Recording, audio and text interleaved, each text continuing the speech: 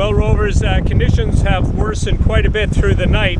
I didn't really get a full assessment until sunrise, and we're just more or less at sunrise right now. I held the anemometer up, and it gave me a reading of between 30 and 35 knots. Probably if I held it longer, it would have given me a higher reading too. And that's right at deck level. You can imagine just a few feet up how much higher that wind speed would have been. This is quite a thing. Right now we have we have all the reefs in, and I'll show you that right now.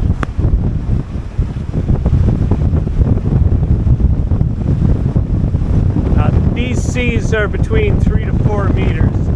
They're the better part of 10 to 12 feet.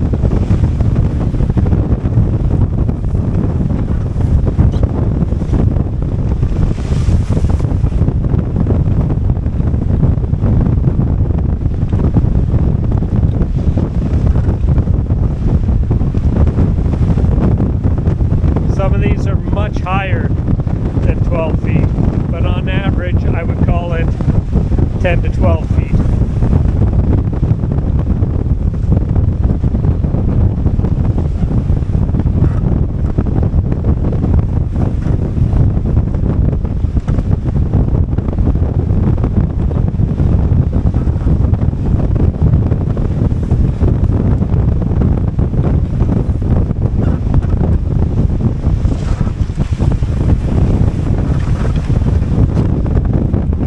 Sunk the bow on that one.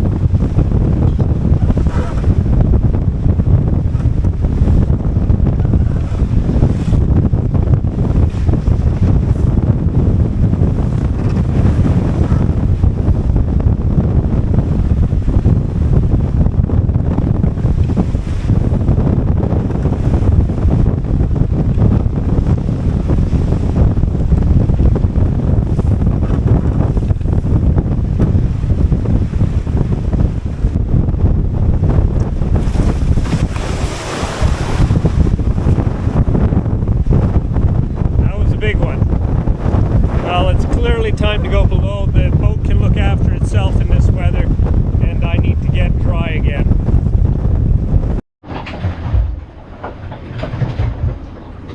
Well, it's windy and we have big waves, but we still have to eat. You'll never guess what's in the pot. Well, if you were watching last week's video, you might just guess. Yes, it's the Wave Rover seafood omelet. Well, there we have it, Wave Rover seafood omelet. And how does it taste, you might ask? It tastes really, really good. You ought to try it. What is it made of?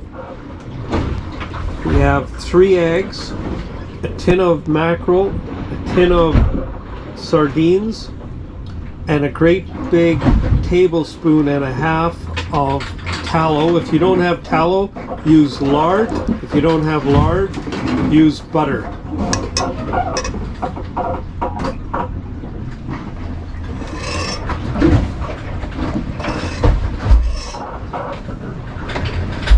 Well, Rovers, it's pretty wild outside, so I've decided why not use today to give you a ship's tour of the inside, and we'll start up forward.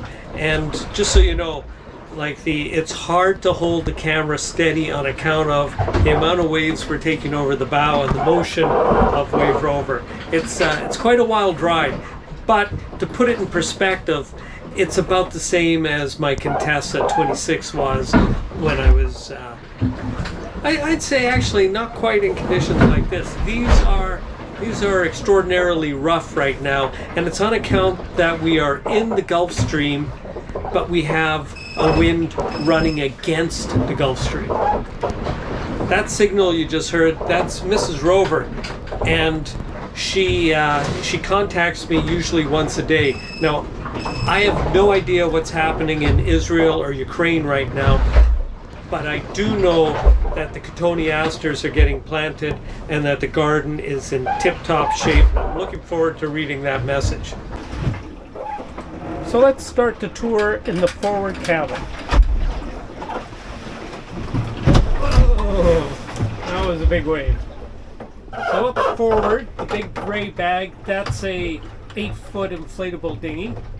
And then we have some cordage supplies right beside it.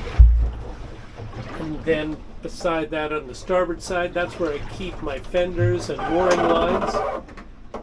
On the port side, that's where we keep our bucket, which some of you are curious to know, where's the toilet? Well, this black bucket is the toilet, not to be confused with the black bucket on the quarterdeck, which is the anchor storage. And then this bag right here, this contains our series drogue, and let me see if I can open it. Oh no, I have it tied off, but inside the bag there's some webbing. There's 2 pieces of webbing. This is one of them, and it's attached to one end of the drogue, and the other piece of webbing is attached to the other end of the drogue. And the drogue has been packed like a parachute so that even if I'm really tired and I'm exhausted, I can get this out. I can see what ends have to be attached, attach them, everything's ready to go. It should fly out as planned. Of course, the cooler, the icebox, it's good. We found out that it was good for over 4 days, so that's terrific. That'll come in handy when I get to the Azores, because I don't particularly like eating out at restaurants unless it's steak. So it's much better for me, much more economical for me to buy meat, ground beef, maybe lamb chops, keep them cool in here and cook them up on the boat. Then I have some totes on this side, and they contain engine parts and some other stuff that I don't really use very much. This is a collection of shopping bags that I use when I go ashore. The water, of course. 2 extra vanes that are ready to go, and then I've got some sponges over on this side. They're multi-purpose, but right now they're just wedging that tote in place, and that tote is full of small cordage. So let's move to the galley now. So in the galley, what we have are a series of totes right here, and inside the totes we have food. So in this one we have lots of tuna and mackerel.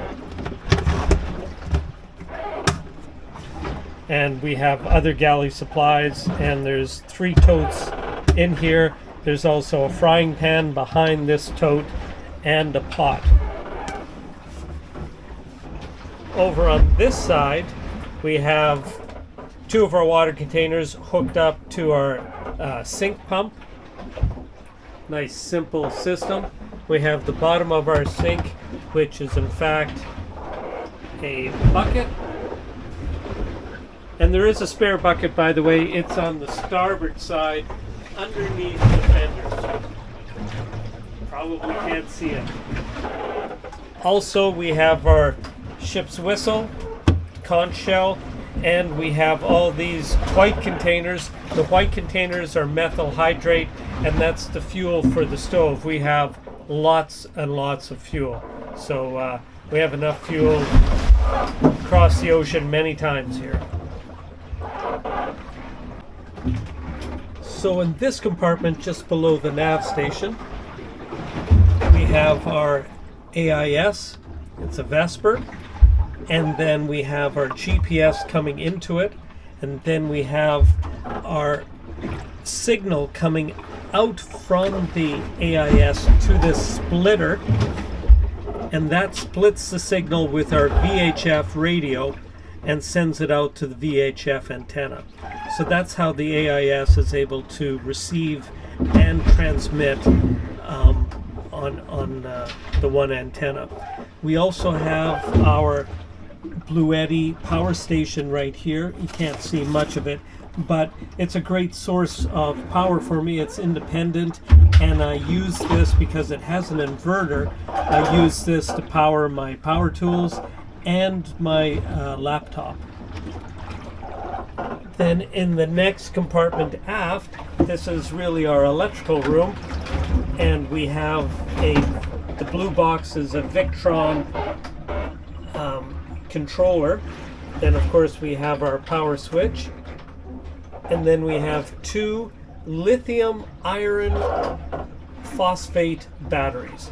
So these are the recommended batteries for ships and boats, and each of these is 100 amp hours, adding up to 200 amp hours. They're 12 volt, and this will this gives me, well, obviously 200 amp hour capacity. I've never dropped below about 80% of battery capacity, even on overcast days. And the beauty of lithium batteries is that you can drop them way down to about 10% without causing any damage. Whereas my old AGM battery, you were told not to drop them below 50%. So you'd have a 100 amp hour battery, but you're only able to use 50 amp hours of power. So consider that when you're talking about battery replacement. Alongside all the bunks, we have storage, but let's take a look underneath one of these bunks. So what do we have here? First of all, that's our lee cloth, should we need it. And sorry for the rough photography, but bear in mind the boat is moving quite a bit. So in here we have toilet paper, we have food, extra food, lots of it, bags and bags, and then we have 2 auxiliary water containers tied down. They're not going anywhere. Behind that we have another bin that has all my tools in it. We're not going to get to all of them because of the state of the boat. So over on the port side, 2 more water containers, but this is where I keep a lot of my emergency equipment, like the flares, like the electronic flares, some other signaling devices. I also keep some bosun supplies that I need, and then underneath me right here we have more bosun supplies, and then farther aft I've got sail making supplies, and then I have a replacement battery for the Blue Eddy portable battery that we saw up forward. So that's mostly the tour, but not all. So the mattresses are 6.5 feet long, but the bunk spaces are 8 feet long. So I use that extra space for stuff that I really need to be dry. So in this case, I keep the computer standing by because I use that daily to edit the videos. And then in the 2 blue bins, one is full of electronics for the camera and sound, and the other bin is kitchen supplies, galley supplies, laundry detergent, extra wipes, and well, I guess they're not necessarily that I need to keep them dry, but it's a good place to store them. And then of course I keep the go bag, and then up in the corner you might be able to just see that gray box. That's the shut off for the electrical. So if I hit that breaker inside there, that'll separate the solar panels from the batteries. And then of course I keep my fire extinguisher here. Nice place to have it. It doesn't get hit by the spray and get rusty on me, so it stays nice and fresh and ready to go should I need it. Easy to grab too because it's just inside the companionway. So we're over on the port side. We have the very same setup. The mattress is 6.5 feet long, but the bunk space is 8 feet long. So right off the bat, you notice I keep the E-perp here, and look how close it is to the hatch. I mean, some people have criticized me for not having it outside, but I just see it getting washed away if it's outside. Here, it's nice and safe. It's easy to grab. You know, it's only 3 feet from being outside, but yet so safe, and I know it's well maintained in here. So then let's go a little further aft here. So it's my camera bag, and then some cool weather stuff like a sweater that's ready to go, an extra sleeping bag, so that'll be nice and dry, so should my mattress or should my blanket ever get wet, I've got a backup. And I also had another one on the other side, I didn't point it out. It's a summer sleeping bag. And then I have an extra bag here, which I'm also planning to fill probably later today, of stuff that I could use if I do have to abandon ship. So I have 2 abandoned ship bags, one a primary and a second one if I have time to grab of secondary stuff that would be nice to have. And then I also keep my binoculars and some other gear back here. Easy access.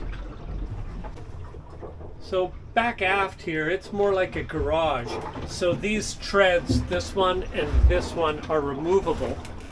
And then we can use this area. So I have my dirty laundry, I have a foam mat if I need it, I have quite a bit of useful cordage, I call it my bosun supplies.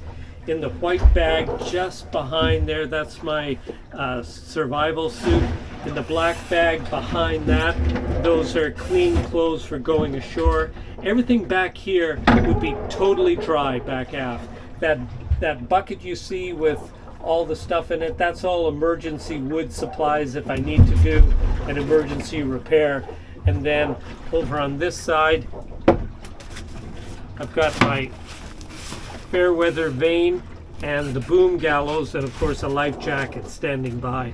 And then this blue container, this is a 10-liter container, and I'm using that currently right now for washing myself. So I know it's an extra on top of the 120 liters that I carry, so I'll use that first, and then if I need to, I'll go into ship's water supply to keep clean. But I find I can do a pretty good shave and rub down with probably about a liter and a half of water. And one last thing, I have the hatch dogged down right here and here so that it just can't open. And I do have 3 of these air-only vents. It's impossible for water to get through them, and I have 3 of them on board, and all 3 are open. So we're getting a nice amount of ventilation, perfect for this latitude.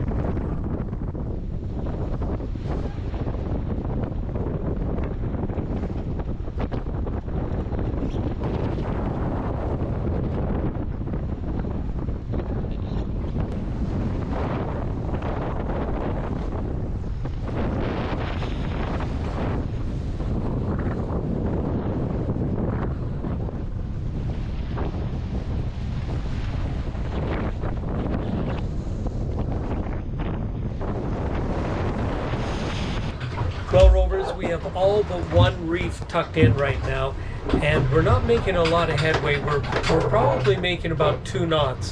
The main reason is the seas just won't let us get going. We're just getting punched by them, and they're throwing us off course before we can get much way on. Well, most likely this is the cause of wind against current. So we're in a fairly strong current area, the Gulf Stream, and we have a strong wind running counter to that current, and that's what's creating these large seas. So the seas are about 15 feet in height, so that's about 5 meters now, and some of them are about 20 feet, and I'm using the length of Wave Rover to help gauge that. It's not all of them, of course, but a few of them, and they have breakers, and probably about every 15 minutes or so we're getting a breaker that's just breaking over Wave Rover. Quite impressive. The boat is built for this. There's no problem. Like, we can withstand this. The hatch is shut and it's dogged down, and the boat, although it's moving around a lot, it's I just have to just lay down in the bunk and I'm fine. So it's a good thing I'm not inclined to get seasick. Well, Rovers, as always, thanks for watching, and forge your own adventure.